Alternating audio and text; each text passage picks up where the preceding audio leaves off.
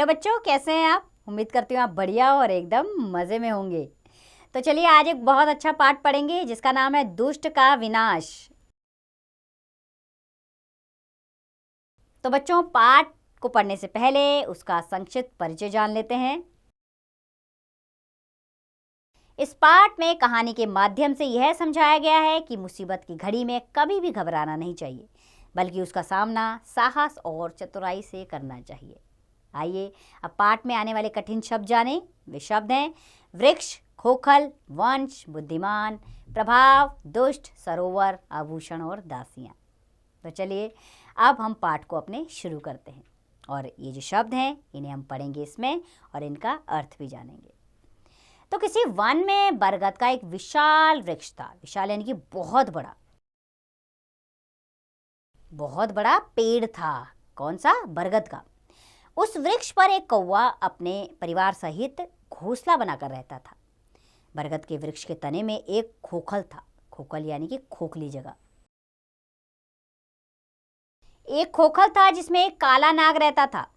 कौवे की पत्नी जब भी अंडे देती, वह काला नाग उसे चुपचाप खा जाता। इससे कौवा और उसकी पत्नी बड़े दुखी रहते थे।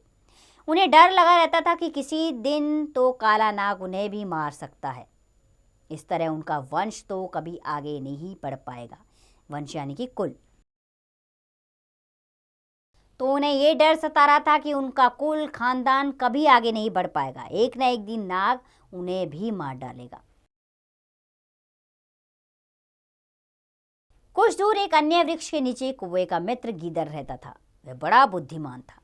बुद्धिमान यानी कि बहुत ही ज्यादा समझदार। एक दिन जब कौवे ने उसे अपने दुख और डर का कारण बताया तो गीदड़ ने उसे समझाते हुए कहा, दुखी होने से कुछ नहीं होगा। इस शत्रु से, शत्रु यानी कि आपका बुरा चाहने वाला, इस शत्रु से छुटकारा पाने का कोई उपाय सोचना होगा, क्योंकि उपाय का प्रभाव शस्त्र से भी अधिक प्रभावशाली होता है। शस्त्र यानी कि जिससे मारा जाता है,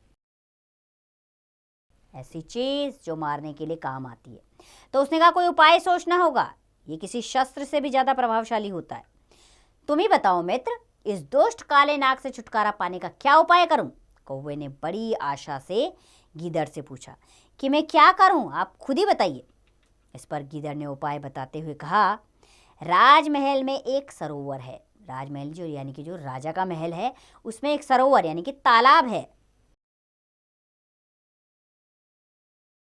राजकुमारी प्रतिदिन सुबह सुबह उस सरोवर में स्नान करने आती है।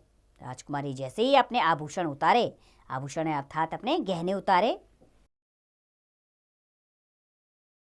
तुम चुपके से मोतियों की माला उठाकर उड़ जाना। राजा के सेवक तुम्हारे पीछे पीछे आएंगे। सेवक यानी कि नौकर।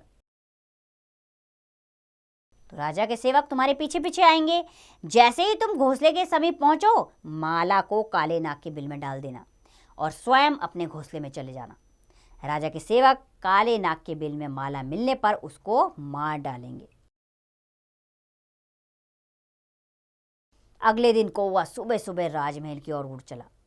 राजमहल में सरोवर के किनारे उसने राजकुमारी के गहने रखे देखे। राजकुमारी सरोवर में नहा रही थी।